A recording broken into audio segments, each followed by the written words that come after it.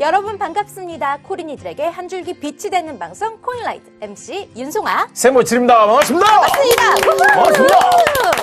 Let's go. 고! 기분이 괜찮아요? 아, 좋습니다. 아, 그래요? 부담스럽지 않고요? 좀 부담스러워요, 사실. 우리 팀장님 괜찮으세요? 아, 팀장님은 혼자 깔끔한 척해요. 이렇게 먼지 네, 치고 아니 여기 있고. 먼지가 자꾸 날려갖고요. 의상이 백화점 렌즈 좀 났는데요? 아, 예. 백화점에서 5만 아, 오늘 5만 원 돈 좀 들어갔습니다. 썼군요. 어디서 네. 버셨나요? 네, 아니요. 그때 이제 털렸던 거 다시 이렇게 리커버하신 건 한 아니고요? 4년 되는 것 같은데요. 그래요? 우리 잘 있네요. 아, 예. 아무튼 우리 그 암호화폐와 관련된 법률 계속 이제 그 상담하다 보니까 너무 안 좋은 사연만 좀 네, 맞아요. 소개했잖아요, 여기서. 네. 누가 사기 당했고 계속 그런 얘기 하다 보니까 약간 마음이 좀 무거웠었거든요. 그래서 오늘 크립토 법률사무소에서 좀 반가운 소식이 있다면서요? 네, 정말 반가운 소식이 오랜만에 있는데요. 바로 특검법이 국회 정무위원회 전체 회의를 통과했다는 소식입니다. 야, 기분이 너무 좋은데요. 그렇죠. 특검법이 이렇게 통과가 됐다라는 거는 암호화폐가 슬슬 이제 좀 메이저가 되고 있는 게 아닌가 뭐 이런 생각이 저는 드는데 어떻게 업계에서는 분위기가 좀 어떤가요?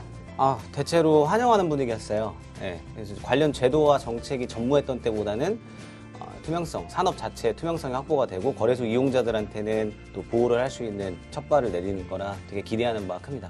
너무 좋은 소식인데 그렇죠. 법무팀에서 굉장히 바쁠 것 같아요. 갑자기 이게 통과가 됐으니까 뭔가 준비해야 될 것도 굉장히 많을 것 같은데 어때요? 원래는 이게 내년에 통과가 이제 될 거라고 생각들을 했었어요. 네네네. 그래서 법안이 폐기되고 이제 다시 상정을 해야 되는구나 이런 생각들을 하고 있다가 이제 갑작스럽게 정무위를 통과하면서 굉장히 이제 분위기가 반전됐죠. 그래서 업계에서는 좀 환영하는 분위기가 맞는 것 같고 법무법인에서도 이제 그와 관련된 자문들을 준비하느라 매우 바쁜 상황입니다. 혹시 이거 그 사기 많아서 그런 건가요?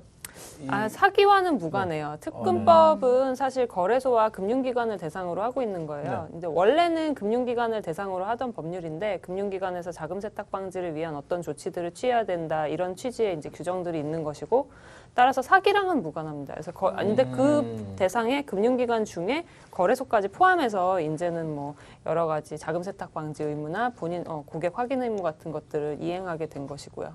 연말에 이렇게 좋은 소식이 들려오면서 막 지금 거래소고 암호화폐 업계고 막 축제 분위기일 것 같은데 어떤가요?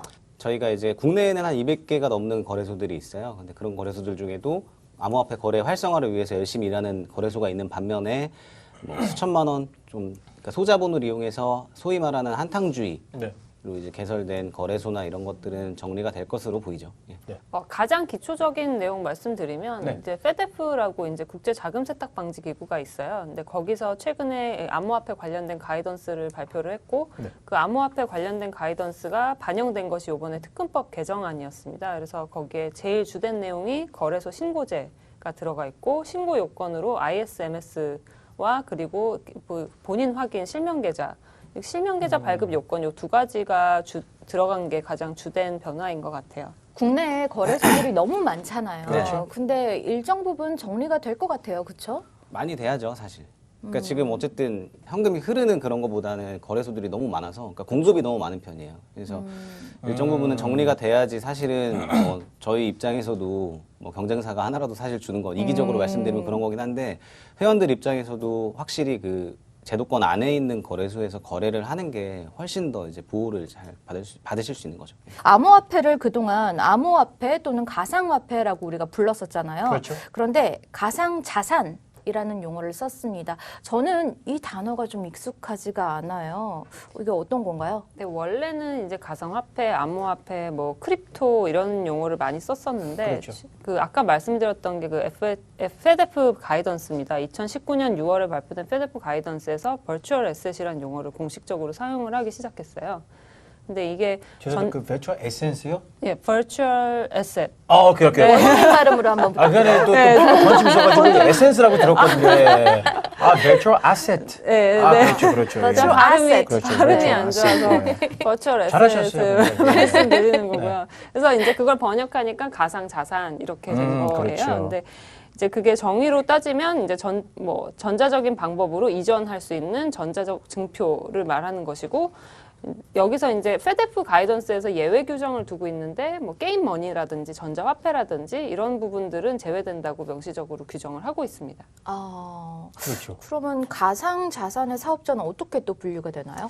그 가상자산 사업자는 지금 특근법에 규정이 되어 있고 그 페데프 권고안에도 나와 있는데요. 그 기본적으로는 가상자산을 매매하는 업자, 그리고 교환하는 업자, 이전하는 업자, 그 중개 알선하는 업자까지 포함이 됩니다. 그래서 굉장히 생각보다 광범위하게 이제 규정이 되어 있고 어떻게 생각하면 가상자산, 그러니까 뭐 소위 말하는 코인을 취급하고 취급하는데 자기들이 보통 스테이킹을 한다든지 네. 이제 커스터디를 통해서 보관을 한다든지 이런 업무가 수반되는 경우에는 거의 다 아마 여기서 말하는 가상자산 취급업자 내지는 특근법상 가상자산 사업자에 해당할 것 같습니다. 조금 더 자세하게 네.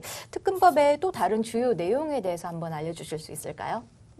기본적으로 이제 특근법이 금융기관을 위한 법률이다 보니까요. 네네네. 아까 말씀드린 그 자금 세탁 방지를 위해서 고액 현금 거래를 보고해야 되는 뭐 1,000만 원 이상의 고액 현금 거래 시 보고를 해야 되고 의심 거래 보고 의무가 있습니다. 네네네. 그래서 뭐 어떤 이상 거래가 있을 때 그걸 또 FIU에 보고해야 되는 의무가 있고요. 그리고 CDD, EDD라고 해서 자기들이 이제 거래하는 대상인 고객들에 대해서 확인을 해야 되는 의무가 규정이 되어 있어요. 이런 것은 가장 기본적인 이제 내용들이고 이전에도 있었던 내용들인데 여기에 추가된 게 이번에 이제 가상자산 취급업자, 사업자에 대한 내용이고 신고제가 들어간 것입니다. 그래서 특히 조금 이제 아까 조금 추가로 설명을 드리면 아까 말씀하신 ISMS 인증이 이제 요건으로 들어가고 또 가상 실명 인증 계좌, 아니 실명 계좌가 이제 들어가게 되는데. 또 하나 이제 유의할 점이 이제 고객의 자산이 별도로 분리가 돼야 된다는 거예요. 그러니까 말하자면 지금 네네네. 벌집 계좌를 통해서 고객 자산이 혼재되어 있다고 볼 수 있다면 앞으로는 각각 개별적으로 이제 고객 자산을 분리해서 보관을 해야 되기 때문에 결국에는 지금 현재 상태와 같은 벌집 계좌를 통한 운영은 이제 더 이상 가능하지 않을 것이다 이런 예측이 가능합니다. 근데 여기서 가장 중요한 부분이 실명 확인 입금 계좌 발급 조건인 것 같아요. 어떤 건가요, 구체적으로? 실명 확인 계좌 발급 요건은 사실 은행에서 이게 자금 세탁 방지 의무를 충실하게 이행하고 있다고 볼 경우에 은행에서 발급을 해주는 거거든요. 그래서 은행 안에도 자금 세탁 방지 관련된 부서들이 있고요. 네. 근데 그런 부서에서 실질적으로 검수를 하게 됩니다. 근데 지금 자금 세탁 방지를 위한 시스템이 다 구축이 돼 있는지 정말 의심 거래 보고 의무를 다 이행할 수 있는 수준이 되는지 그런 것들을 이제 다 전반적으로 검토를 한 다음에 거기에 대해서 실명 확인 계좌를 부여하겠다는 건데 이 구체적인 내용은 아직 법제화되어 있는 건 아니고 네네네. 지금까지는 은행에서 이제 판단을 해서 뭐 이제 열어줬던 거예요 계좌를. 네. 근데 만약에 시행령 부분에 들어가게 되면 이제 업계와 이제 논의를 통해서 그 부분을 구체화 시켜 나가야 되는 게 하나의 숙제라고 할 수 있습니다. 앞으로는 거래소가 책임을 지고 은행은 그 책임에서 약간 회피할 수 있는 건가요? 거래소 자체가 그 자금 세탁 방지 의무를 부담하기 때문에 은행은 이제 자기가 만약에 계좌를 개설해 준 데 대해서 어떤 책임이 있으면 모르겠지만 그 의심 거래가 발생된 것 그 자체에 대해서는 책임을 지지 않는 거죠. 예전에는 가상자산 취급업자가 사업자가 주체가 되지 않았어요. 그래서 거기서 어떤 뭐 자금 세탁 행위가 일어났다고 하면 그걸 이유로 해서 은행이 처벌받을 수가 있었거든요. 지금은 아마 1차적으로 이제 가상자산 사업자가 책임을 지게 되겠죠. 아우, 그러면 팀장님 이제 그냥 은행들이 다 실명 계좌 열어주겠네요. 다는 열어주지 않지 않을까요? 뭐 그래도 이제 책임에서 네. 그렇죠. 회피했으니까 뭐 네. 막을 이유도 없잖아요. 그래도 이제 그 기준에 부합되지 않은 거래소들을 열어준다고 하면 그 책임도 물어야 되지 않을까요? 그렇죠. 자유롭지 않은. 법률에는 네. 이제 그런 그 의심 거래가 뭐 자금 세탁 방지 의무를 제대로 이행하지 않은 거래소나 이제 상대방에 대해서 거래를 거절할 수 있게 해두었어요. 은행에 대해서. 그러니까 은행은 이제 은행 입장에서는 제대로 갖춰지지 않은 데는 어떻게 생각하면 이제 거래를 거절해야 되는 사실상의 의무 같은 게 있다고 볼 수도 있죠. 네네. 그 전에도 마찬가지긴 한데 여전히 그 의무 자체는 변함이 없는 거고 다만 이제 조금 자기가 완전히 주체가 되는 그 입장에서 벗어났다고 볼 수 있는 거죠. 그런데 이 실명 확인 계좌라고 하면 우리나라 거래소 중에서는 딱 4군데만 받고 맞습니다. 있잖아요. 네. 진짜? 그러면 나머지 거래소는 갑자기 문을 닫을 수가 없잖아요. 네, 네. 뭔가를 해야 될 텐데 어떻게 해요? 서수민 팀장님 엄청 바쁘시겠어요. 네. 그래도 이제 다행히 6개월간의 ISMS 인증 유예 기간이 또 있기 때문에 이제 그 거래소들은 그 기간 내에 인증을 받으려고 네. 되게 노력 중이고요. 특근법 개정안에는 신고를 안 하고 영업을 하면은 5년 이하의 징역 또는 5천만 원 이하의 벌금형이기 때문에 거래소들은 그 신고를 준수하려고 노력하고 있죠. 그럼 이제 그 노력하고 있다는데 이제 구체적으로 어떤 노력을 이제 인증받기 위해서 어떤 노력을 하고 있는 거예요? 그 업계들이? ISMS 네, 같은 그렇죠. 경우에는 네. 앞전 회차에도 제가 언급을 드렸던 적이 있는데요. 네. 그러니까 현재 투자자분들이 되게 궁금해하시는 ISMS에 대해 간략하게 말씀드리면 네. 개인정보가 이제 들어가 있는 IT 기업들이 그렇죠. 이제 주요 정보 자산을 보호하기 위해서 받아야 되는 절차 제도라고 보시면 돼요. 근데 원화를 다루는 암호화폐 거래소는 아무래도 좀 이렇게 기준이 되게 은행에 거의 준하는 엄격한 기준을 두고 있거든요. 그래서 앞으로 사실 투자자분들도 ISMS 인증을 받는 거래소, 안 받는 거래소 뭐 이런 식으로 이렇게 좀 그거를 기준으로 두시는 분들도 계신데 그런 면에서는 이제 투자자분, 이용자, 거래소 이용하시는 분들도 어느 정도 하나 걸릴 수 있는 뭐 좋은 제도라고 생각을 하고 있죠. 그래서 거래소들도 사실 뭐 아까 제가 그냥 알기로는 이제 4개 현재까지 받고 있는 네. 거래소가 이제 4개인데 아, 지금 4개. 또 이제 거래소. 다시 다시? 그게 이제 네. 과거에 기존에 받았던 거고 이제 기준이 지금은, 이제 네. 다시 바뀐 다음에는 맞아요, 이제 맞아요. 다시 받아야 된다고 알고 있어요. 네. 근데 사실 거래소들이 실명 계좌 인증을 받고 싶지 않아서가 아니라 은행에서 좀 안 내준 거거든요. 까다롭게 정부 해주잖아요. 눈치를 그렇죠. 보면서. 눈치도 보고. 근데 이제 요건으로 되어 있는 게 무슨 물론 실명 확인 계좌 발급이지만 요게 이제 구체적인 요건이 시행령에 규정이 될 예정이고요. 그래서 그 시행령 규정에 따라서 어떤 식으로 어떤 요건을 갖추면 발부가 될 것인지가 규정이 들어갈 것이라고 이제 기대를 하는 거죠. 네.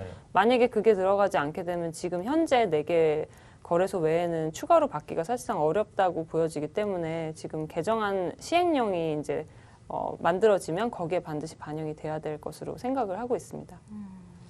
그러네요. 지금 뭐 개정안이 생기지 않으면 또 다시 그렇죠. 그 4개의 거래소에만 혜택을 주는 꼴이 되는 거잖아요. 그렇지. 그건 안 약간 되죠? 그 네 군데만 약간 특별하게. 네네네. 그렇죠. 다른 건 다시 해서 많은 그런 거래소들 좀 인증받을 수 있게끔 빨리 해야 될 것 같아요. 양성될 수 있게 하는 그렇죠, 게 그렇죠. 네, 하는 게 바람직할 그래도, 것 네. 같아요. 저는 이제 무엇보다도 저는 피해에 대한 관심이 되게 많은데요. 그럼 이거 만약에 시행되면은 이제 규제가 없어서 만약에 이제 그 생겼던 그런 피해들이 어느 정도 미리 예상할 수 있을 것 같은데 그렇죠? 네, 그렇죠. 자금 세탁 방지 테러 자금 조달 금지 의무 네. 관련해서 참 가상자산 사업자 이름이 명칭이 바뀌어갖고 좀 헷갈려서 가상자산 사업자에 또 이제 부수적으로 부여된 의무들은 한탕주의 거래소들이 무분별한 운영으로 인한 선의의 피해자 발생을 사전에 방지한다는 뭐 그런 것에 대해서 굉장히 도움이 될 것으로 보이고요. 그게 이제 사업자는 사업자대로 네. 그리고 이용자는 이용자대로 제도권 안으로 좀 편입되길 바랬던 가장 큰 이유니까 오케이. 네, 좋을 것 같습니다. 예. 네. 이게 2년 전부터 정말 말도 많고 탈도 그렇죠. 많았는데요. 이제야 나오게 된 배경은 또 뭘까요? 계속해서 이제 정부에서는 사실 가상자산, 그러니까 그때 암호화폐나 뭐 가상화폐라고 했었죠. 그 부분에 대해서는 거래 금지를 하고 사실상 불인정한다는 취지로 계속해서 보도자료가 나왔었고, 네. 그래서 이제 제도권 내로 도입시키는 것 자체를 좀 꺼려했던 부분이 있어요. 근데 페데프에서 이제 가이던스가 최근에 발표가 됐고, 그 페데프 가이던스, 그러니까 권고안이 제대로 이제 법률에 반영이 되지 않으면 내년에 있을 페데프 상호 이행 평가에서 우리나라가 굉장히 안 좋은 평가를 받게 될 수가 있기 네네네. 때문에 그래서 2년 만에 드디어 이제서야 특근법 개정안을 통해서 와. 이제 거래소 신고제가 도입이 되게 된 거죠. 생각보다 야. 꽤 오래 걸렸네요, 2년이. 그러게요. 그러니까 2년 동안 이렇게 계속해서 좀 규제 공백 상태, 회색지대로 계속해서 남아 있으면서 어떻게 뭐 잘못하는 사람들은 잘못하는 대로, 뭐 그렇죠. 피해자들은 피해자대로 이제 제대로 규제되지 않는 상태로 남아 있었던 거죠. 약간 이렇게 등 떠밀려서 특근법을 그렇죠. 통과시킨 것 같은 뭐 그런 느낌도 없지 않아 드네요. 그렇죠, 팀장님? 그렇죠. 네. 심플하네 좋네요. 굉장히 심플하시네요. 네, 더 이상 심플하네 뭐- 좋네요. 네, 그렇죠. 네네. 남자답네요. 네네. 그럼 이거 제가 궁금한 게 있는데 그럼 그 만약에 정부일을 이제 통과했다고 해서 바로 시행되는 게 아니죠? 네네. 그 본회의 앞으로 이제 법제사법위원회를 거쳐서 본회의에 이제 상정돼서 본회의를 통과해야 됩니다. 본회의 통과되고 나면 공표가 될 건데 공표가 되고 나서는 시행일까지 지금 유예 기간 1년을 두고 있어요. 1년? 개정안은. 1년 또? 네네. 공표일이 뭐 내년 언젠가가 되겠죠. 내년 네. 언젠가부터 1년 동안의 유예 기간이 있고 그 다음에 시행이 되면 또 시행일로부터 6개월 뒤까지 신고를 해야 됩니다. 그럼 기존 또 사업자들. 2년 정도는 남은 것 같은데 그러게요. 대략적으로? 지금 사업을 하고 있는 사람들 입장에서는 이제 공표일로부터 1년 6개월 정도가 최장 갖고 갈 수 있는 기간이라고 생각하면 왜 될 그렇게 것 시간 같아요. 오래 걸리지? 그러게 오래 걸리네요. 업계에서는요, 이 특근법이 시행되면 어떠한 변화들이 좀 있을까요?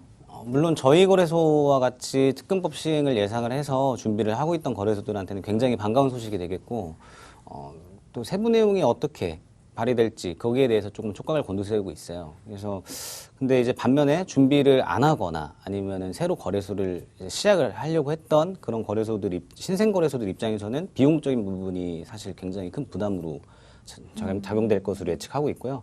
그만큼 이제 국내에서는 암호화폐 거래소를 운영하기 되게 까다롭지 않아질까 좀 생각하고 있습니다. 그래서 물론 이제 투자자분들한테는 굉장히 이제 희소식이 되겠죠. 왜냐면은 이제 거래소가 먹튀를 하는 경우가 좀 많았기 때문에 그렇죠, 그렇죠. 전례. 그래서 이제는 먹튀냐 아니냐 그런 논란을 그런 걸 이제 요소를 없애줄 수 있는 부분이 생기는 거니까요.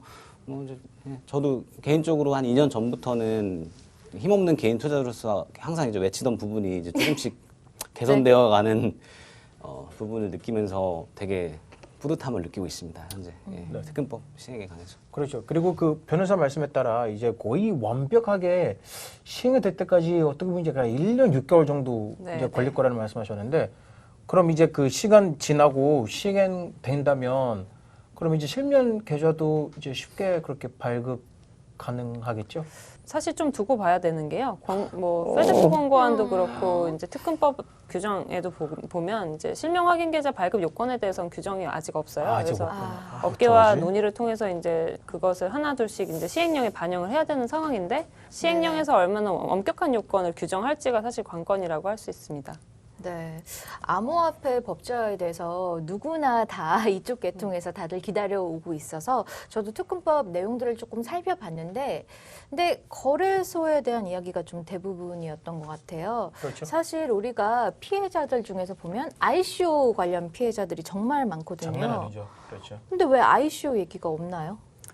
특근법은 이제 금융기관에 대한 규제를 위한 것이라서 그런 거고요. ICO는 이제 코인 전반에 대해서 우선 정부가 부정적인 입장인 건 사실이기 때문에 그건 여전하거든요.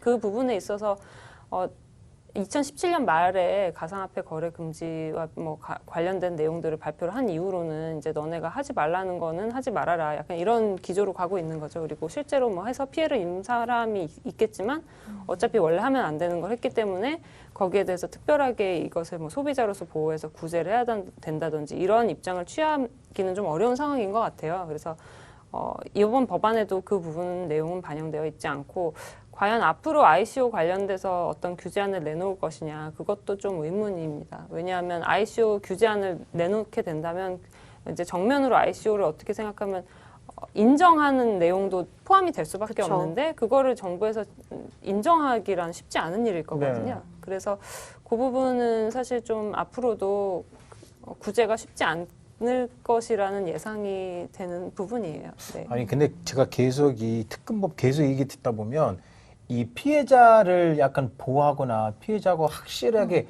관한 그런 법이 좀 없다는 게 아직도 약간 좀 마음이 좀 그렇거든요. 왜냐하면 이 사람들은 자기 열심히 이제 그 번 돈으로 그렇게 투자하는데 만약에 이 사기 당하고 이 돈 다 잃었을 경우에는 약간 나를 보호해주거나 약간 보상 안 된다는 그런 이유만으로 약간 저 약간 좀 그런데 좀 불만이 좀 있긴 있거든요. 네, 어디 가서 보상을 받긴 사실 어려운 네네네. 부분이 많아요. 네. 네. 정말 지금 이 특근법이 제대로 만들어졌다라기보다는 그냥 이제 한 발 뛴 것 같아요. 인트로죠. 네. 저는 보기엔 만들 인트로. 게 너무 그렇죠, 많은 그렇죠. 것 같아요, 굉장히 아직까지도. 많은 것 같아요. 네. 듣기만 해도 되게 복잡할 것 같은데요. 이게 시간도 오래 걸리고. 사실 이번에도 어떻게 보면 외부에서 약간의 압박, 분위기 흐름에 따라서 우리나라도 특근법을 통과시킨 것 같은데, 그렇다면 이 ICO 부분도 다른 나라의 입장을 많이 따라갈 것 같다라는 생각이 좀 들거든요. 지금 다른 나라의 ICO들은 어떻게 진행되고 있나요? 일본이나 프랑스 같은 데는 ICO 관련해서 이제 법안이 나와 있는 상태예요. 그래서 어떤 요건을 이제 준수하면 거기에 따라서 ICO를 할 수 있도록 규정이 되어 있고, 미국 같은 데도 ICO 관련해서는 지금 STO로 분류가 되는 부분을 제외하고는 원칙적으로는 이제 가능한 걸로 보여집니다. 물론 미국은 굉장히 규제가 심한 편이긴 하지만 불가능한 건 아니에요. 왜냐하면 네네네. 그 부분에 대해서 규정이 있기 때문에요. 그리고 뭐 그 밖에도 몰타나 이런 나라들에서는 ICO가 가능한 상황이고요. 근데 우리나라는 아직 전혀 이제 객관적으로 뭐 이렇다 할 입장 자체가 나와 있지 않은 상태입니다. 아까 우리 그 팀장님 이제 말씀하시면서 네. 이 그 개정안이 그래도 통과됐다고 했을 때 네. 업계에서 분위기가 굉장히 좋았다고 이제 환영했다는데 그래도 숙소 정도는 좀 있을 것 같은데 네. 그런 부분에서는 이제 업계들이 걱정하진 않습니까?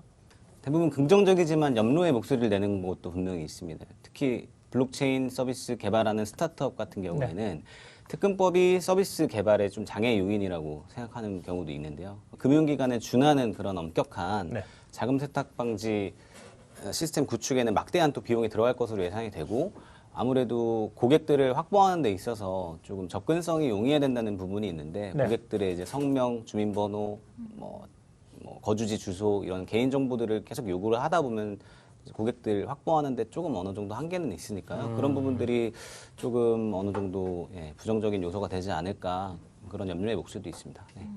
네. 작은 거래소들은 많이 정리가 될 것 같아요. 그래서 아예 이렇게 문 닫을 준비하는 데들이 우선 되게 많을 것 같고 팀장님도 거래소 쪽에 계시잖아요. 네. 이 구체적으로 조금 더 어떤 준비를 하고 있는지 궁금해요. 그러니까 이제 계속 언급드렸던 게 이제 ISMS 인증인데요. 네. 네네네. 그런 걸 의무화를 위해서 이제 실사 및 인증을 키사에서 직접 받아야 돼요. 그리고 이제 거래소 같은 경우에는 아까 계속 뭐 말씀드렸듯이 엄격하게 금융기관에 준하는 그런 기준으로 받아야 되기 때문에 통상적으로는 1년 정도 이상 이제 받아야 되는 걸로. 1년 정도요? 네, 그것도 1년 정도 계속 인증을 절차를 받아야 됩니다. 네. 그리고 또한 실명 계좌를 발급하기 위해서는 금융기관하고도 협약이 돼야 됩니다. 그렇죠. 네, 그리고 뭐 저희 거래소 같은 경우에는 현금만 또 왔다 갔다 하는 게 아니라 코인과 토큰이 또 왔다 갔다 하는 또 부분이 있기 때문에 그런 입출금을 또 감시하기 위해서 뭐 자체적으로 토큰을 좀 역추적하는 그런 서비스도 지금 사용 중이고요. 하지만 5월부터는 내년 5월 말씀하시는 아니요, 거죠? 저희 이번 올해 5월. 아, 올해 5월. 네, 네, 오월. 준법감시위원회도 발족해서 뭐 운영도 하고 있고, 뭐 이제 자유기재에 또 의존해야 되는 게 현재라, 뭐 추후에 정부에서 어떤 자료를 제출해라, 뭐 이런 걸 뭐 지금 예측을 할 수가 없으니까요. 뭐 되기만 하면 모든 걸 지금 뭐 다 준비는 하고 있는 중이죠. 네.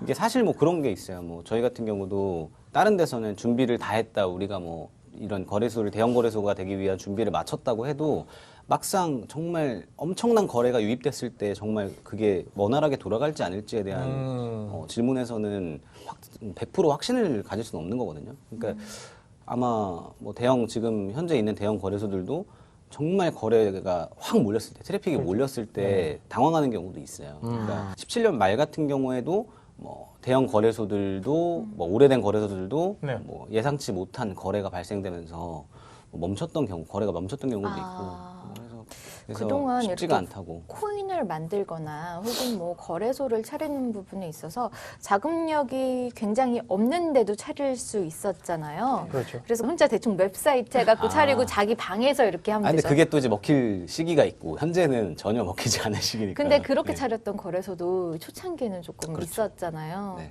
그 그런데 거의 거래 속도가 안 나와서 많이 문을 닫고 아예 사기칠 목적으로 네, 네, 그렇게 그냥 네. 가상으로 오프닝만 차리는 거 하고 비슷하게. 네, 회원들 모집하고 그러고서는 대박이다. 모집한 와. 회원하고 뭐 이런 걸 가지고 네. 통으로 다른 거래소에 넘기기도 하고 뭐 이런 사례들도 많이 있었죠. 그래도 최소한 그렇게 말도 안 되게 이상하게 거래소를 차려서 사기로 네. 이렇게 뭐 먹튀하고 대놓고 먹튀하려고 애초에 차리는 이런 케이스는 이제 없어질 불가능하죠. 테니까. 그렇죠, 그렇죠. 네, 네. 빨리빨리 다 없었으면 좋겠어요, 진짜. 대표자 와. 이름도 신고를 해야 되고 여러 가지 주소도 신고해야 되고 다 하니까요.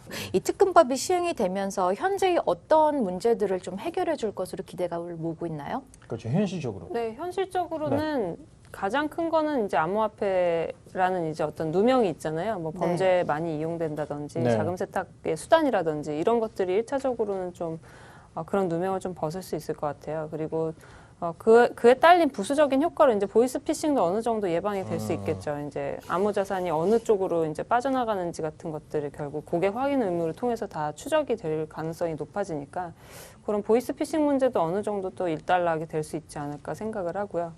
그리고 가장 좋은 거는 우선 가상자산, 그러니까 암호화폐 관련된 것이 이제 법 규제 안에 들어온다는 것이 또 하나의 장점일 것 같아요. 근데 이제 이런 좋은 점만 있는 건 아니고 거래소 그렇죠. 입장에서는 여러 가지 또 시설도 설비도 갖춰야 되고 아까 신고제도 통과를 해야 되기 때문에 굉장히 진입 장벽이 높게 느껴지는 그런 또 단점도 있을 수 있을 것 같습니다.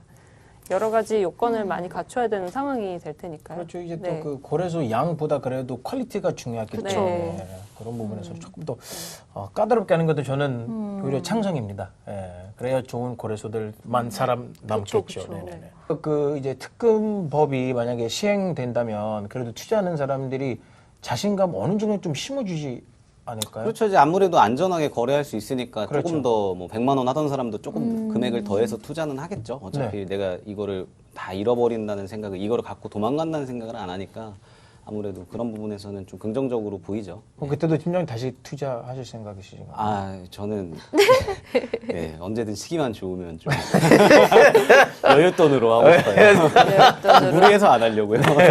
무리하지 마세요. 예. 1년 6개월이나 남았는데. 변호사님, 그렇다면 변호사협회에서는 뭐 준비하고 있는 게 있나요? 뭐 시행령에 관한 이야기도 저도 좀 들은 것 같은데.